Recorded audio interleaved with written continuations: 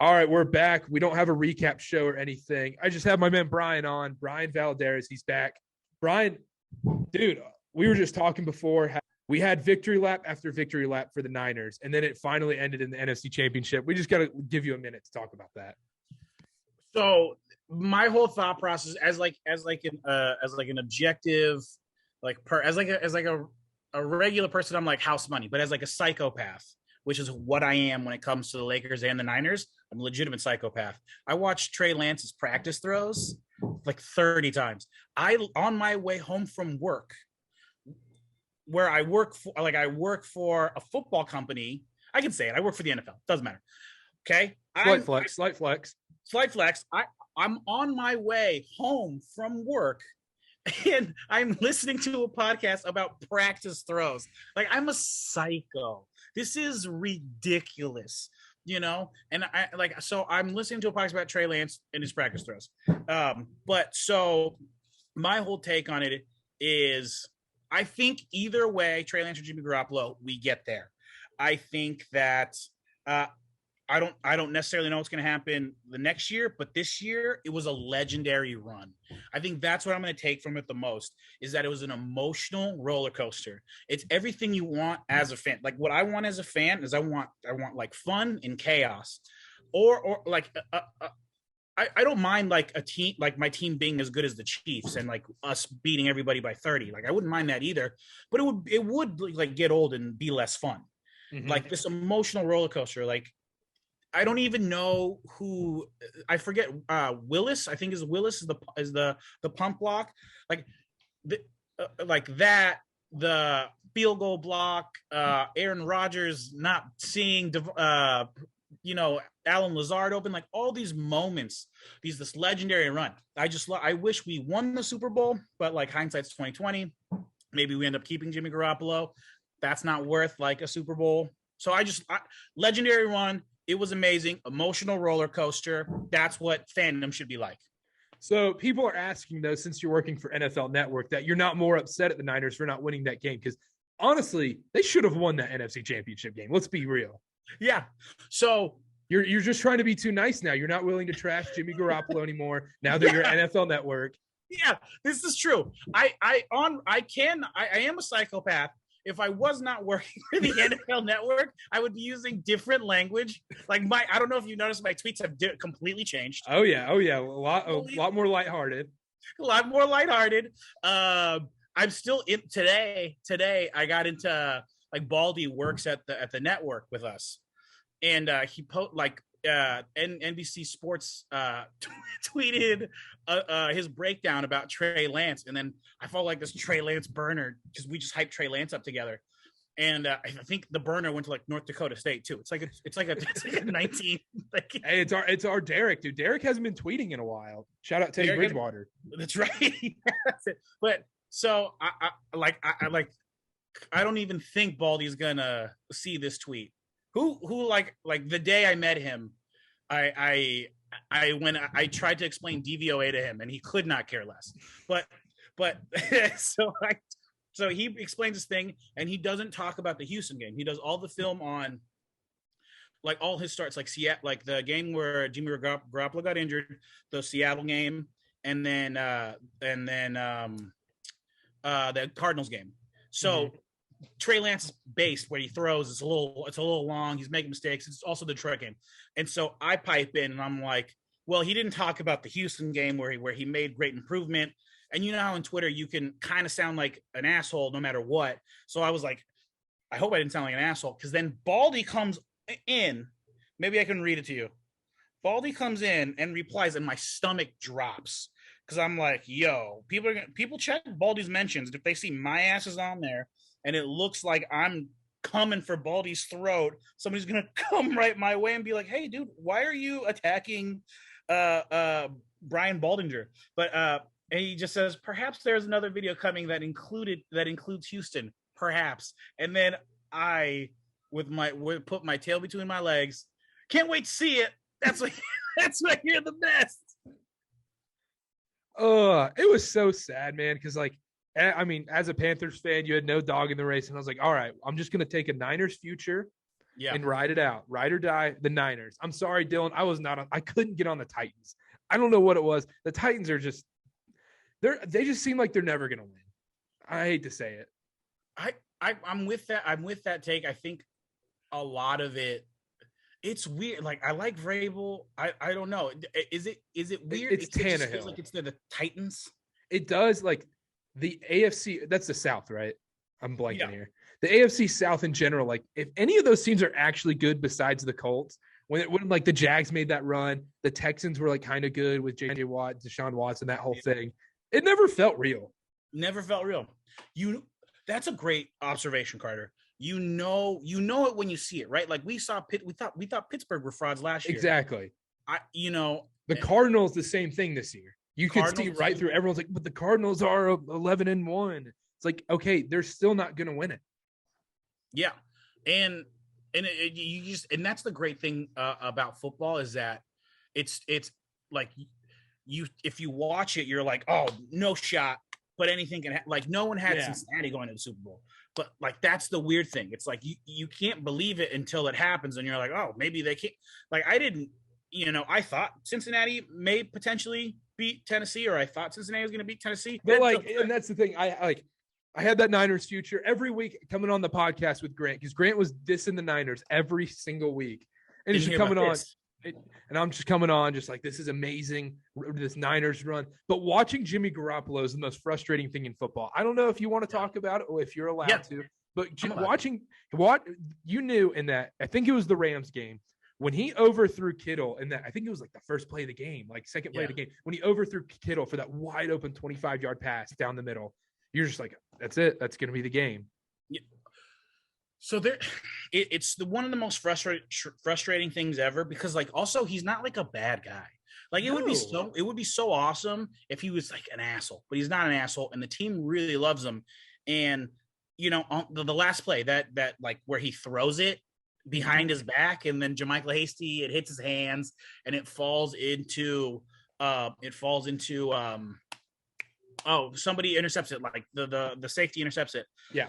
That play, like Kittle is open in the flat and can run 8 yards, and then we're gonna have 4th and 2. It's like those things is because everyone's gonna miss guys. Like Tom Brady missed Gronk in the AFC Championship game against the Broncos. Like Rodgers missed Lazard down the middle. Like guys are gonna miss, but it's like he doesn't do enough of the good stuff to offset the bad stuff. So then I'm just left here with my heart in my hands as this Italian man just stabs my heart. That's all he does. I know what it's like to be in the mafia and be betrayed by someone you love. That's what it's like. Do Italians hate Hondurans? Is that a rivalry? I think so. I mean, now it is. It's got to be now. It's got to be now. What is Brian Dable? Oh my goodness. But yeah, that's enough on the Niners. I mean, it was an awesome run, but geez, man, that's the crazy thing is I felt with the Bengals, I feel like the Bengals were going to beat the Niners. Yeah.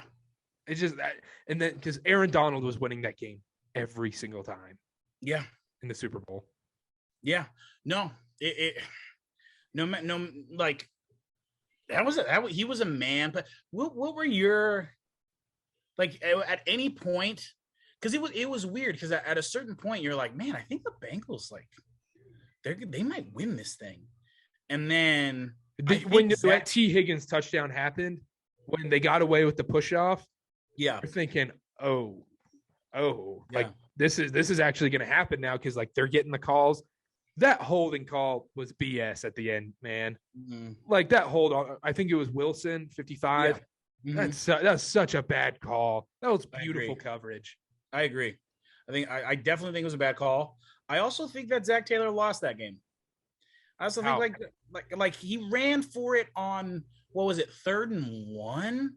Like there were certain plays where he was running the ball. And it's like even with McVay, right? McVay just ran the ball completely too much, and he ran. Both those coaches were trying to lose that game. Yeah, no, that's a McVay does this thing, and I hope he doesn't learn from it. But he does this. And by the way, I'm so aware that I am just a regular Joe that's saying things like McVay is maybe finally aware. Like he will obviously know more football than he'll forget more football than I'll ever remember. But like I'm the king of quarterback coaching. What's that called? What is that called? Quarterback armchair. What are you talking? You know what I'm talking about? I'm blanking here. The arm. It doesn't matter. I'm just a dumb idiot. But this is my point. But like McVay will do this thing where he'll just run the ball over and over and over again, and like you said, he'll try to lose this game. And then there's like a quote of him saying or talking to one of the OCs or one of the coaches, and he's like, "Hey, we got to let Stafford win this thing with his arm. We got no shot other than that." And it's like, oh shit, that's why you trade for that guy. Yep, exactly. I mean, everyone was like, "Oh, Jared Goff would have won that game." Stafford didn't do much in that game. That no-look pass is one of the filthiest passes I've ever seen in football. Yeah. I mean, that camera. Shout out the guy.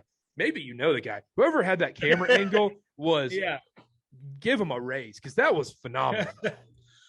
And it's not, and the people who say that Jared Goff did, like, obviously not. No, we saw that. He was literally in the Super Bowl. He was in the Super Bowl and only had to score like 14 points. And he threw it to Brandon Cook, and Brandon Cook was so open, and he underthrew it so hard that one of the McCourty twins was able to run like 10 yards and then like knock it out in the perfect time. It's like, what are we talking about? But all right, let's stop on football. Did you see? Let's talk about this. The Juwan Howard thing yesterday. Yeah, Juwan Howard it's not a punch. It was a swipe at the coach's face. The assistant on Wisconsin. I mean, obviously he should probably be suspended, right? It's one of those things where I'm like, he should be But I kind of want to see more of that. I think we should allow that to happen more often. I think, like, how much fun would that be? Just a little boxing match on the side. Coach K would. Oh my goodness! Imagine Coach K swiping at Coach K, clinging to their ankles. Oh my goodness! Coach K doing the Jeff Van Gundy. But like in all seriousness, I do think it was so funny watching it happen though. I was watching it live and I was just like, you saw it after, like. Like it's one of those moments where you're like, this is not actually happening. It was ludicrous. I still don't even know what it was for because I didn't look into it. What was Wisconsin was up double digits and called one of those BS timeouts when Wisconsin already knew they were going to win. Got it. And Juwan Howard took it personally, and then swiped. Juwan Howard's like 6'10". His reach is crazy. That guy was. I know he got over like 4 people. That was so ridiculous. Obviously, he should be suspended. Should he be suspended for the 5 games? I think that's like a PR stunt. Like I will. Well, no, the PR stunt is saying he's suspended the rest of the season, but it's only for the regular season. He's going to be coaching in the Big Ten tournament, and if they make the NCAA tournament. Yeah, which. Do you think Juwan Howard has been doing a good enough of a job? See, I was thinking about this earlier today. I don't know because like last year was insane, obviously, and like this year they've been solid, and they've had these like good recruiting classes and everything. I don't think you can say he's done a bad job. Like they've been relevant. That's the thing. Yeah. And John Beilein was the coach before, right? I don't know why I'm blanking so much tonight, but John Beilein, I mean, he was running such a good program, and to come in after that is pretty incredible. Yeah, I'm with you. I just is he another one of those guys? You just like I don't see them ever actually winning it. Yeah, I don't know how good of a coach he is. Like I can tell you, ironically enough, how good of a coach like Cronin is. It took me forever to figure that out. Like the NCAA tournament was the way you found it out. That's the only way. And still, like I look at this team now and I'm like, are they underperforming? Was that just a thing? Was that just like a moment? I love UCLA. I love them too. Oh my goodness. Everyone's down on UCLA right now. Yes. I would be buying so much. I want to buy so much UCLA stock right now because I don't believe in Arizona.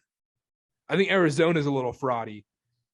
Interesting. But I love UCLA. UCLA has made the Final Four. That's like they have legit dudes like Johnny Juzang who can actually like take you to that next level. I don't think Arizona has that one guy who can take you there, because every college basketball team that makes the Final Four has to have that one guy at the end of games that just makes the difference.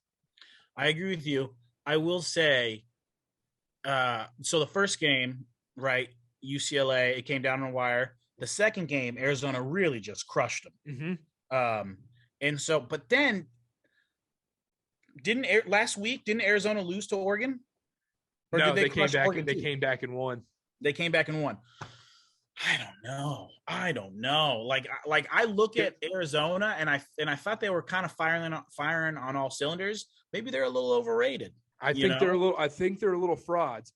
But also a thing that's not mentioned too is with UCLA, even Cronin was talking about it, how awful it was that they weren't allowed to play in front of fans for a while. Yeah. And that's tough, man. Like, especially like think about these teams in Canada right now that still aren't allowed to have fans at their games. I'm not saying whether it's right or wrong. Like, we're not doing that. But what I'm saying is like, that sucks for those teams, man. When like you're able to go on the road and play in a full arena in Texas and have people screaming at you 2 feet away. And then you go play in an empty gym. It feels like a scrimmage.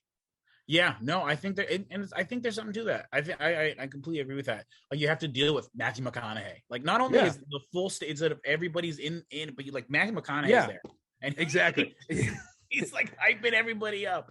Well, and yeah, that's like in the NBA too. With all that, it's so frustrating, and like you're just like, oh man, like especially imagine being a 20-year-old college kid playing D1 college basketball. You're like, I'm playing at UCLA, like. We're supposed to be a Final Four team, and you walk out and there's nobody there besides a couple of media members, some refs, and the team's like, that's such a buzzkill. No, for sure, especially when you're like in Los Angeles and at the Crypto.com arena. It's like max capacity. Because like, wait, did the Lakers ever not have fans? This year, no. This year they've had fans all season long. Because I went to opening so like day. Why the difference? I think is it like just a university school thing because they like high COVID cases? Yeah, university school thing, like potential lawsuits. I think. Gotcha. I'm trying to like. I think it. Oh, also, I don't know. I think it really comes down to UCLA. Maybe is also a little more of a liberal school. Because I'm not sure if USC has fans. USC didn't do it either. USC took out their fans as well. Okay, so I'm assuming that it is just like they had to, because USC will always try to make money. Will always like put money over everything. Trust me, they're trying to get me to get a master's there, and I may do it. And they're going to charge me an arm and a leg. Are you gonna cheer for Lincoln Riley though when they're eventually in the college football playoff with Caleb Williams? I will. No. Okay. I will be like Dylan. I will be like Dylan, who got his master's at Ohio State. Should I just go do graduate school at the University of Utah at this point? Yeah, that maybe UNC. Oh, why not? No, never. They could be like, hey, Carter, we'll give you $10,000 a year to come to UNC. I'd rather pay to go to community college. No, I wish I was that loyal. Absolutely not. I would never go to UNC. Maybe we'll see. I mean, the paycheck may be nicer. The paycheck's a little nicer. Money does talk. Do you think this is just a thought I had? Do you think that if, let's say, LeBron James won like 2 more championships, right? Just hypothetically speaking, let's say he gets to 7. Impossible, I know. But let's say he does. Do you think people from the University of North Carolina would ever admit that LeBron James? They would still say, like, go, right? No matter what. No, they won't even admit Coach K is the best coach in college basketball. Coach K is clearly the best coach in college basketball history. The only other argument would be John Wooden. Yeah. The thing is, Coach K won in every freaking decade. Yeah, the 80s, the 90s. He didn't win in the 80s, but he made the title game. He made the Final Four multiple times. He was at the top of the level at every single stage, from 80s to 90s to 2000, 2010s, and 2020s. He's still at the top and still has a chance to win a 6th title. So are they going to do it this year? You know what? I'm buying all in. just because people hate the ACC. I don't know what it is. Everybody thinks the Big Ten is this great conference. The Big Ten has not won a title since 2000. Yeah. Like ever since I was born, the Big Ten, I was born March 8th, 2000, and Michigan won a title like 3 weeks later. Damn. They have not. Michigan State won a title 3 weeks later, and the Big Ten has still not won a title every year since. And every year, everyone's like, "Oh, the Big Ten, they need 12 teams, 10 teams, 11 teams in the tournament, and they still just can't win the title, even with all those teams being in. They'll never win it. They'll never win it. Their best chance this year, and I actually do like them to win it, is Purdue, because people are down on Purdue, and that's another thing I don't like. I don't like when teams peak in February in college basketball. If you peak in February, you're going to get upset in March. I've seen it time and time again. Making me think Arizona's peaking. Also, to your point, last year, I legitimately thought a Big Ten team was going to win. Like I legitimately thought there's no way. And even then I was like, all right, maybe a Big 12 team will win. And Baylor did win. I love the Big 12. They're the best basketball conference. I don't care what anybody says. Low key. I guess not even low key anymore. I thought, last year, I really genuinely thought because you had Iowa last year, you had Illinois last year, you had Michigan. I mean, granted, Wisconsin was whatever, but you still had Wisconsin. They had 11 teams in? Yeah. And they were all bounced out by, I think, the Sweet 16. That's how they always are every year. And then Michigan State will make that fake Final Four run. And they only make their Final Four runs when they're bad. They never make them when they're a 2 seed. Yeah. If you see Michigan State as a 2 seed, just lock them in as a second round upset. It's just house money. They're playing with house money. They're like, oh, it doesn't matter. Thomas is like, no one cares. And he starts fucking popping kids left and right. Just popping. We obviously, if you're listening to this, you're like, they had no plan going into this podcast, did they? Zero. But I did want to mention this. I talked about this with a bunch of people before. What are the best sports days of the year? Like, give me your 3 best sports days off the top of your head, because number one for me, and it's not even close, is the Thursday of March Madness. Yes. Thursday of March Madness, you always take work off, you fake sick, like especially now with COVID, you can say you have COVID and you're never yeah. Every single person, it's hilarious. You're gonna see on CNN, COVID cases rise to an all-time high in 20 to 40-year-old males during the week of March Madness. Yeah, and Vegas is popping off right now. So off the top of my head, it's easy. So I'm trying to figure out which one the Super Bowl. Really? The Super Bowl. I don't even think about the Super Bowl as one of the greatest sports days, but that's interesting. Super Bowl. People, honorable mention, I'll do honorable mention really fast, is that sports equinox thing when you get October baseball or October baseball. Basketball. It's like that opening Tuesday night in the NBA. Yes. You have the NBA come back. College basketball is 2 weeks away. You have MAC football. NFL comes 2 days later. Playoff baseball. NASCAR's ending. Hallelujah. Yeah. It's my girlfriend's least favorite time of the year. So it's my favorite time of the year. I'm living. So that's the honorable mention. So yeah, I'll go Super Bowl. Super Bowl, I think, is my favorite day besides Christmas. I love the Super Bowl. Really? I had that argument too. I was talking to someone. I said, we had a discussion. I would rather have, this is why 2020 was such a bad year, gaining weight, everybody's mental health, everything. But losing March Madness was worse than anything that happened in 2020. Yeah, that was brutal. And so I said this, I think I would take away 5 Christmases for one March Madness. That's how much I love March Madness. Wow. I love March. Conference you get the conference tournaments rolling into March Madness. That 2 week stretch right there is unbelievable. I guess you said time. You didn't say day. No. Let's do days, because time's not fair, because it's conference tournament rolling into March Madness. Yeah, because that's the best of any sports thing. And then late October, early November is phenomenal. The conference weather's week, good. Some may say conference week is better than March Madness, than the beginning, than the turn. Conference week I'm not opposed to people that say that. I like March Madness more just because like you see that CBS ad and you're getting ready. You see that stupid AT&T ad. You see you're like, oh, that's the AT&T ad. I'm going to start screaming at my TV about on Saturday afternoon that it keeps coming on. There's no better time than that period, like that conference week, and then the first two rounds. It's that little bubble is sports heaven. It's sports euphoria. Oh my gosh! Sports Zendaya. Thinking about it. Fentanyl. And usually this will be the first year since 2017. But usually I'm at the ACC tournament the week before. I've been to every ACC tournament besides I won't be there this year, and I wasn't there in 2017. But I've been there every year since about 2009, 2010. That's incredible. And man, there's nothing better, man. Let me ask you this: what a run! Duke makes it to the Final Four. Are you going? I think I'm going.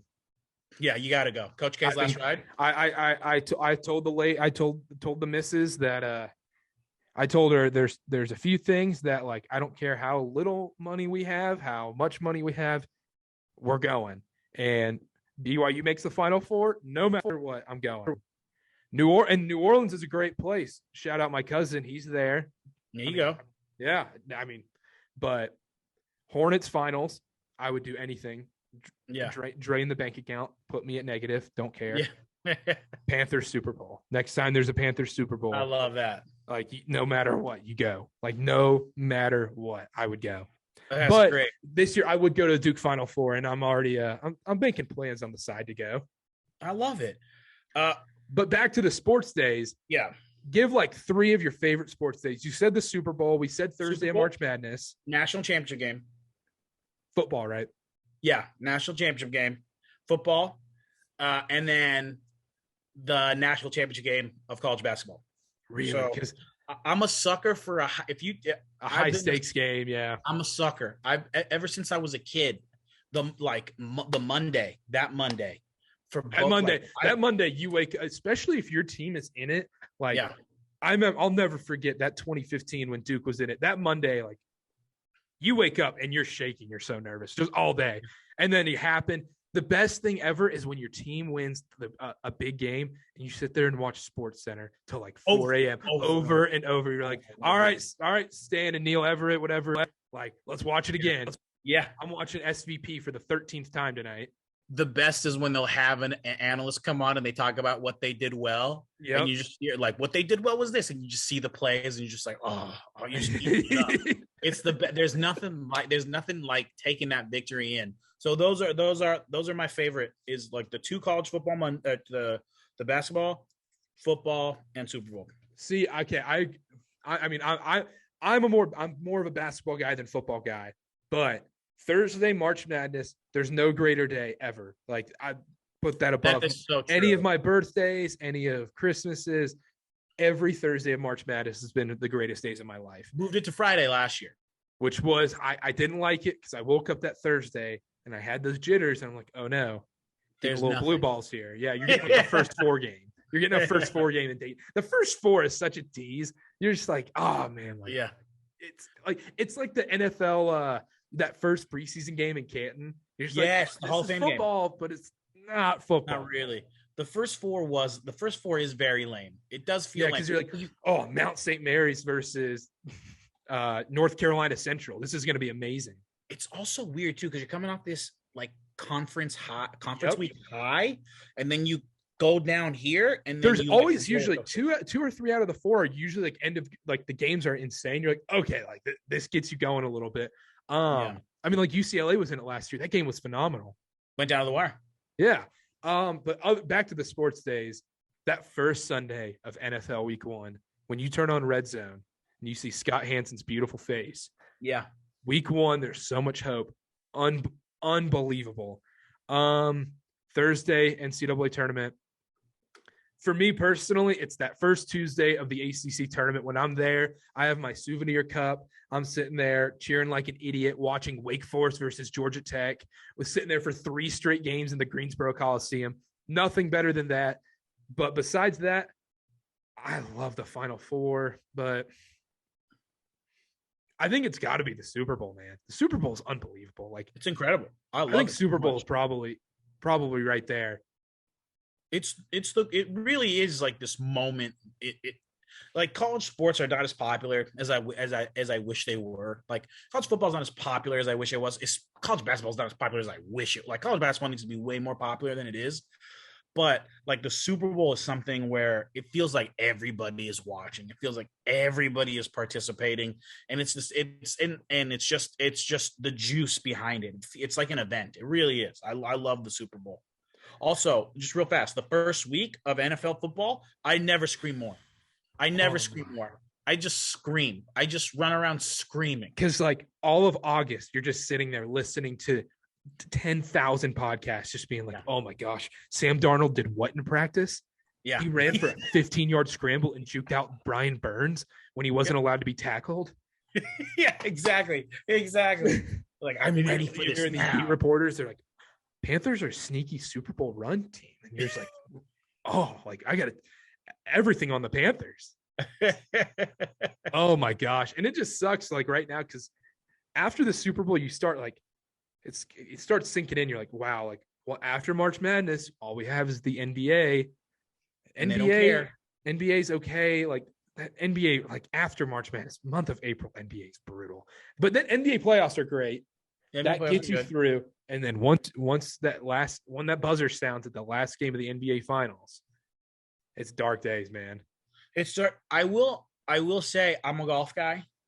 Okay, so, there you go. I tennis isn't bad. Like I'm a tennis guy to get the warm weather, but still, like it's still like I wish I could enjoy golf for a weekend during the Masters. I wish it could be like Thursday, Friday, Saturday, Sunday. I've been watching golf. Like, what are you doing Tuesday night? It's end of June, and you're just like, the NBA draft is coming up in a week and a half. Yeah, the NBA draft stinks. And the lottery's cool. The NFL draft you get, that's amazing. That's a lot of fun. I'm an NFL draft guy. But yeah, and then the NBA Summer League. You watch the Summer League, you're like, who's this like guy from Canisius? He is balling right now. He averaged like 23 a game.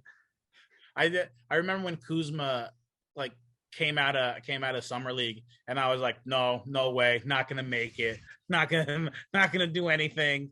You see Lonzo Ball, that first alley-oop he had to Brandon Ingram in Summer League. You're thinking, all right, it's here. The chosen one's here. Like Lakers are winning the title. Dude, the first time I saw the first game I remember watching Lonzo's first game, and I was like, no, get him out. Now I would kill to have him on the squad. Let's do a quick Lakers minute. Because obviously you're a Lakers fan. We do a Lakers minute on like every podcast. Oh, I love it. Fascinating to me that they like LeBron chose Russell Westbrook to come there when Buddy Hield was clearly the better fit, or any other guy that could actually shoot a basketball would be a better fit than LeBron James for LeBron James. Yeah. It's very frustrating. I don't know. Like, it's one of those things where I don't know why LeBron thought that playing with Russell Westbrook. I think LeBron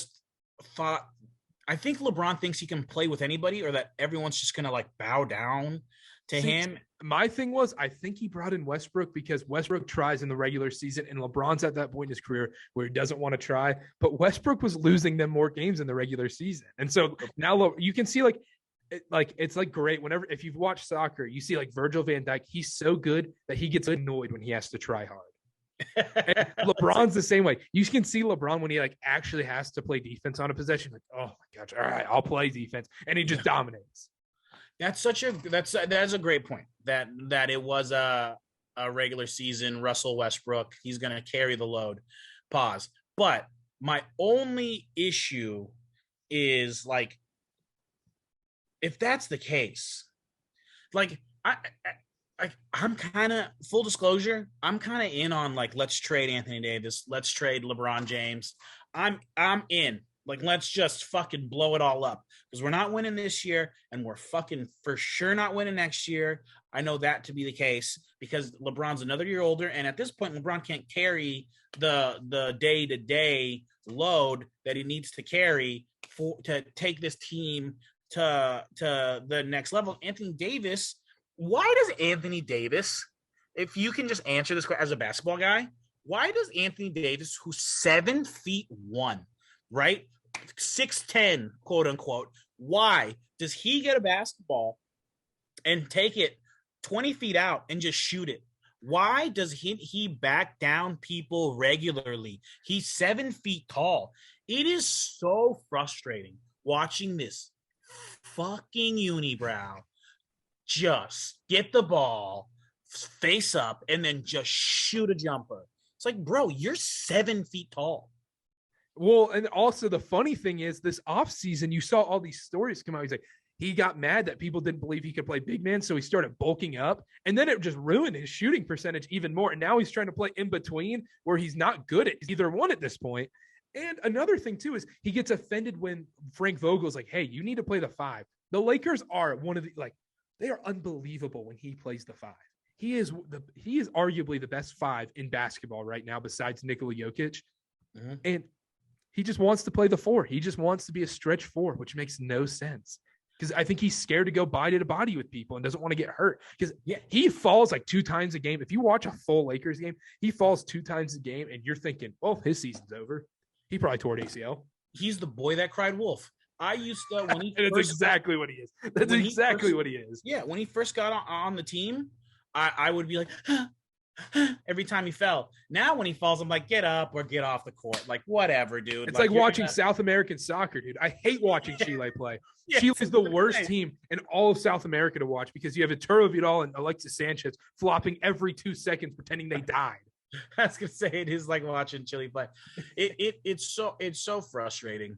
I in like the LeBron James, like Brian Windhorst came out with an article today, which was so funny to read because Brian Windhorst speaks about LeBron James when he's upset, like he's warning you, like, hey, don't like he's LeBron James, like don't cross this line or this is what, like he writes it like LeBron told him exactly what to write. It's one of the funny, when I read it, I just imagine LeBron just sitting there telling Brian Windhorst, like what to do. Like LeBron has his crew, like Rich Paul and Maverick Carter and all those guys. Yeah. Those are like his legit guys. Yeah, Jimmy Rivera. Like, that one dude in the friend group who's not actually in the friend group, but like you bring around because like, oh, you know what, like he'll do this for us. He'll if you need him to come move furniture for you, he'll come move furniture for you. Yeah.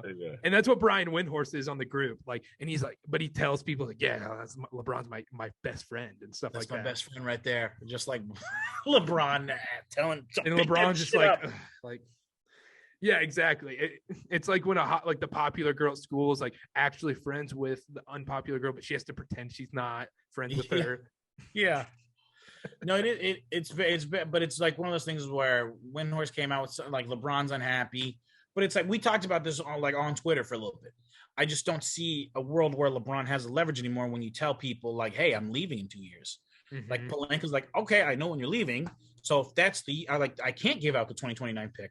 I just can't because you're gonna be gone. And like LeBron doesn't care. He's like, I can like and for John Wall, not even that's the other thing too is it's tough to you already won the title. Like you already won a title because I say this time and time again. I would sacrifice 10 years of awful, awful basketball, 20 years for one Hornets title. I've already done it, and I haven't gotten anything in return. I can't even get a play-in spot at this point. Yeah. And so, but the thing is, they already won that title. So, like, what are you sacrificing for? Like, yeah, you can win another title, but, like, I really want to be miserable for 10 more years. Yeah. Like, how awful. I mean, you're a Lakers fan growing up and all that. How awful was it watching Ryan Kelly and Robert Sacre get down in the post? Dude, Sacre Blue? That's what he used to call him. Sacre Blue, dude. I'd be like, Sacre Blue! He was always shocked that he got the ball, or he was shocked. The White Raven and Ryan Kelly, dude. Dog. The fucking you know what I love Nick Young and like D'Angelo Russell was supposed to be the chosen one again. Oh my god, dude.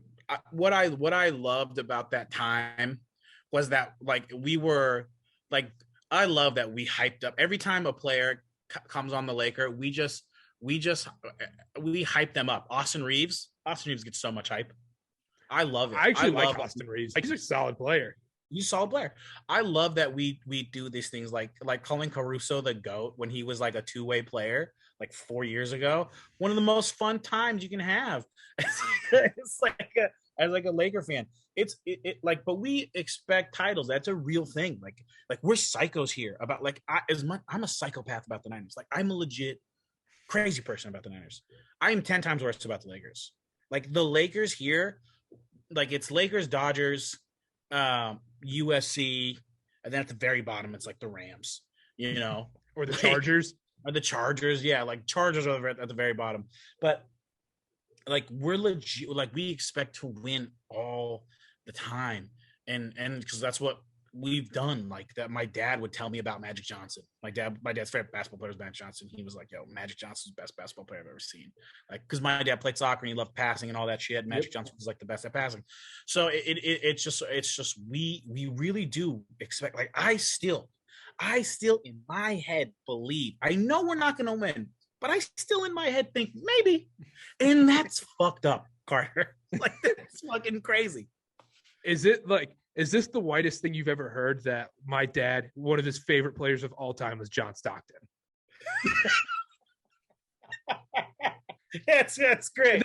I don't think there's a single like non-white person that like, dude, John Stockton, dude, like that's my favorite player besides Gary Payton. Yeah. I love that your dad's favorite player was John Stockton. And like, I guess this makes me white because my favorite player of all time, I have like 20 jerseys of Steve Nash. Oh yeah, Steve Nash. Steve Nash is the GOAT, dude. I hated the Lakers growing up.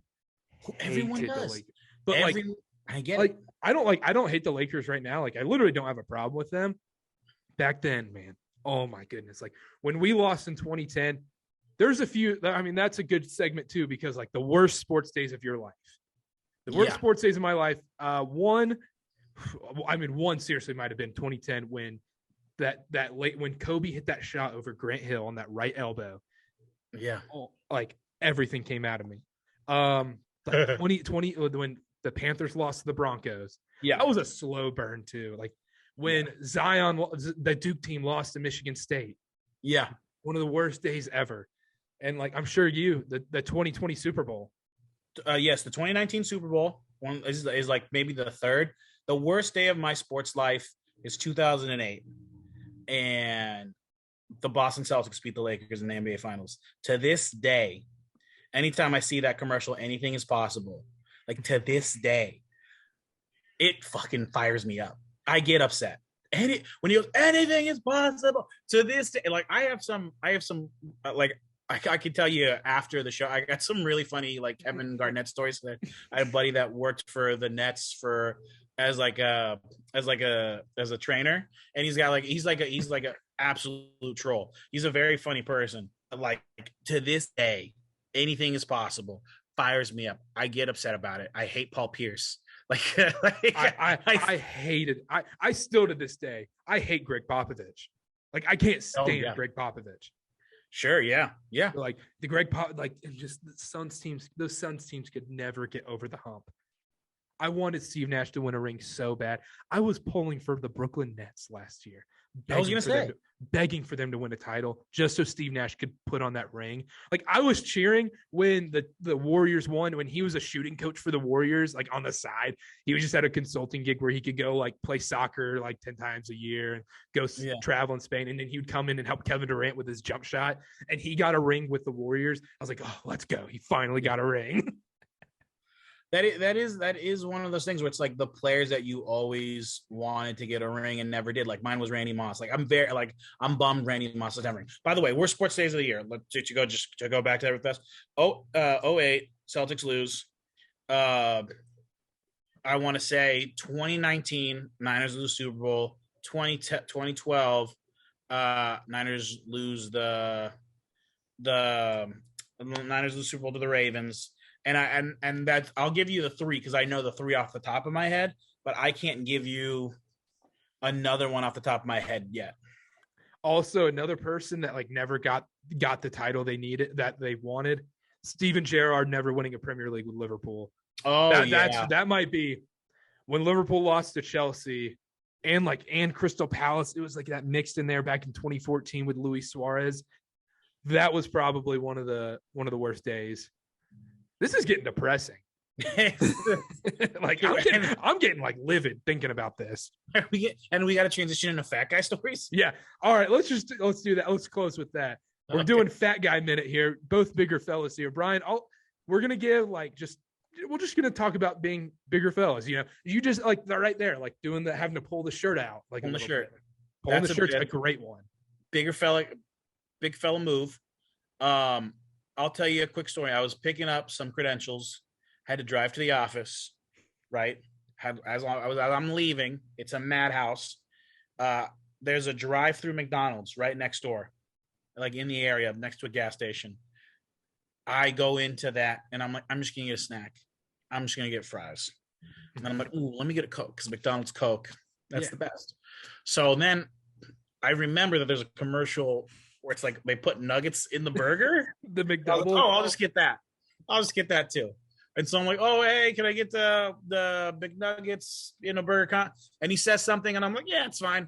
And I don't even pay attention. And then I get once I get my order, I got large fries. I got a McDouble, and I got a 6-piece chicken nugget. And I'm like, whoa, when did this all happen? Ate it all in like 30 seconds. And like, I still ended up eating lunch after that. Like, it's just classic fat guy behavior on the weekends. I just want to. It's so bad. It's so bad. It's so bad, dude. Like, and it's so depressing too, because like you sit there, you eat the McDonald's, and when you're done, you're like, I did not need that.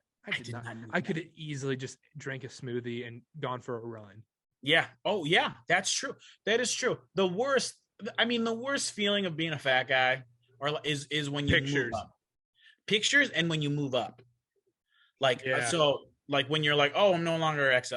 Mm-hmm. Shirt size is for sure the worst. That's a tough moment. Because I went there myself. I've gotten that. Luckily, I'm back to the XL. When I went from XL to double XL, tough pill, and then almost to the triple. Yeah, you're like, oh my gosh, TLC's coming to my house. Yeah, it's a tough. When a double XL is starting to be tight, like it gets real. Because you're like, what is my breaking point? You're like, what is my breaking point? It's not double XL. Double XL is not my breaking point.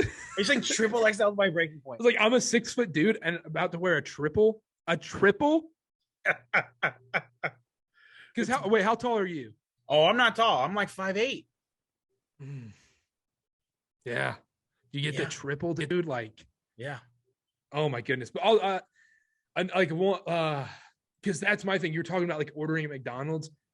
I can't control myself at Taco Bell. And I'm never at Taco Bell at like a normal hour. I'm never there at like, oh, it's 6 p.m. time for supper. Yeah, no, I'm there. It's 12:30 and I'm depressed. I'm wearing Crocs walking into Taco Bell and like my hair's all over the place. Some would say a king.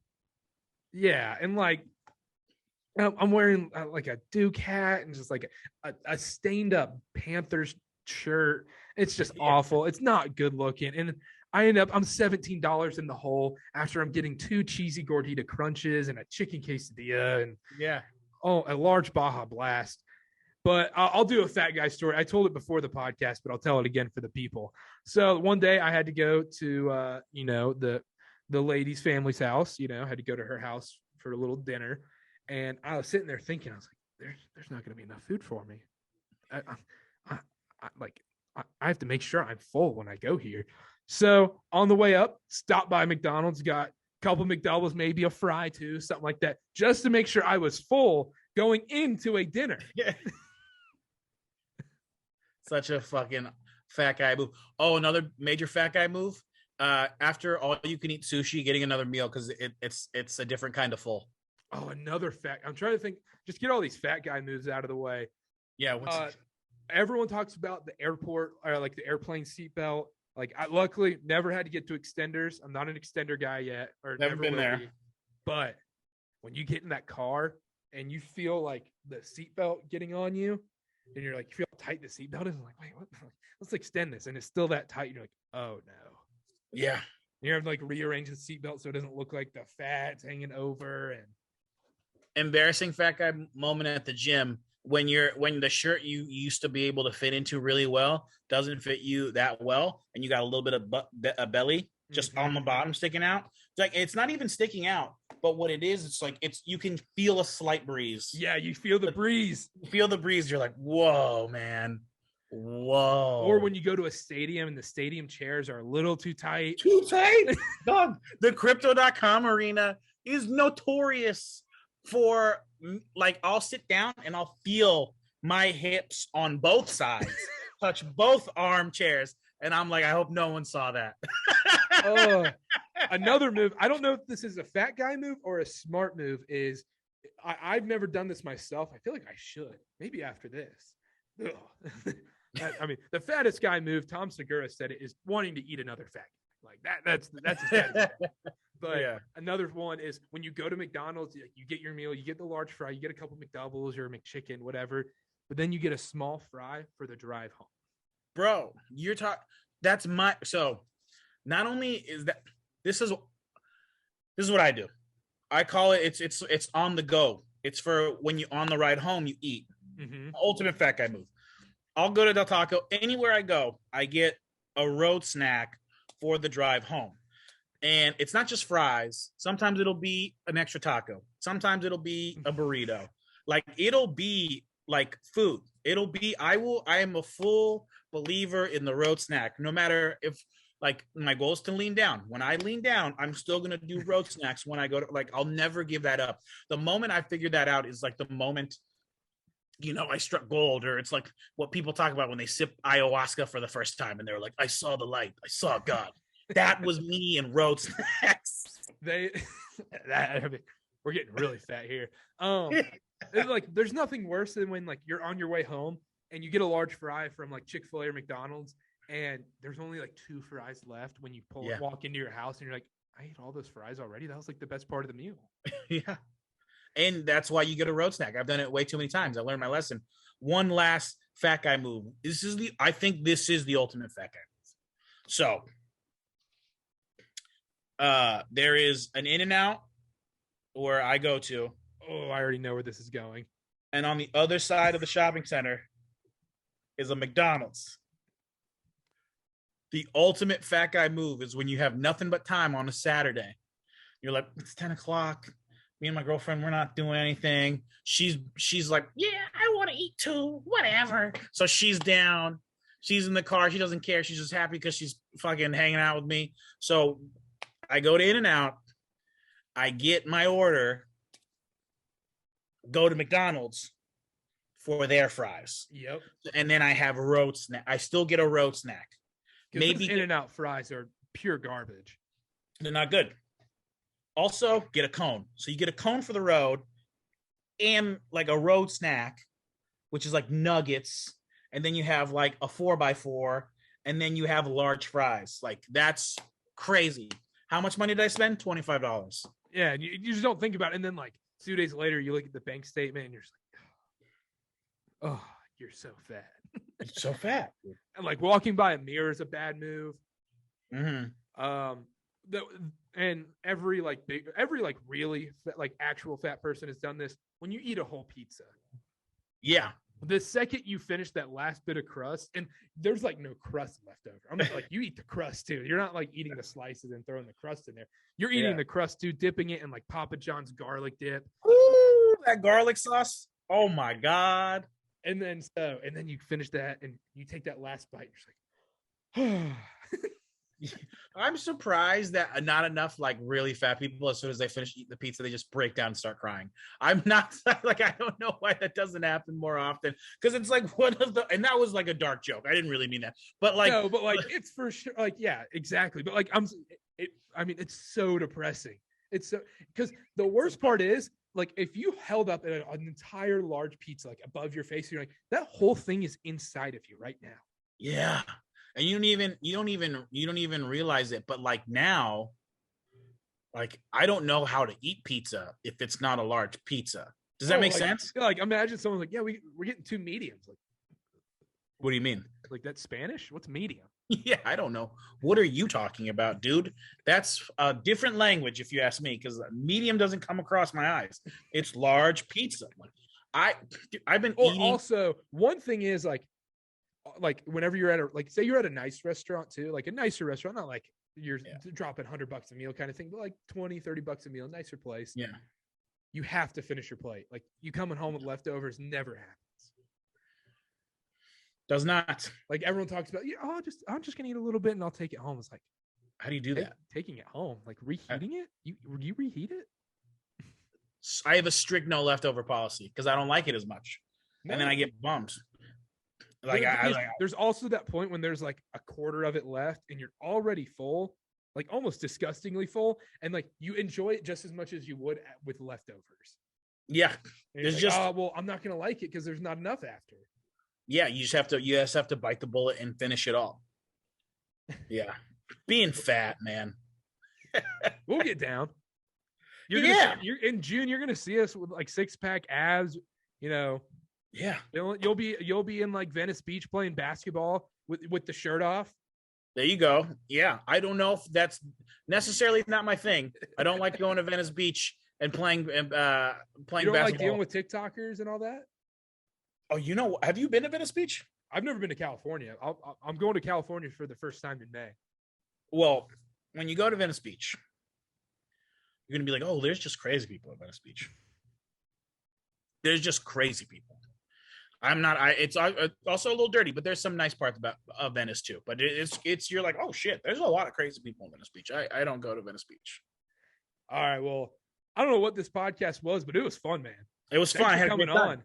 Yeah, make sure to follow Bryan on Twitter. I will put that into the description. Make sure to check out the TikTok page at CarterCast. Follow us on Twitter at CarterCast. Follow all the pages. We've created social media pages for all of those, so make sure to go check those out. CarterCast.com will be dropping this week. I will make sure to follow those on social media to check it out. And that should do it from us. We will see y'all Friday with a college basketball and NBA recap show. And also, we have a fun interview coming for Charlotte FC, the new club debuting on Saturday. We have an interview coming on Friday along with the NBA and college basketball podcast. So we will see y'all then. Bye.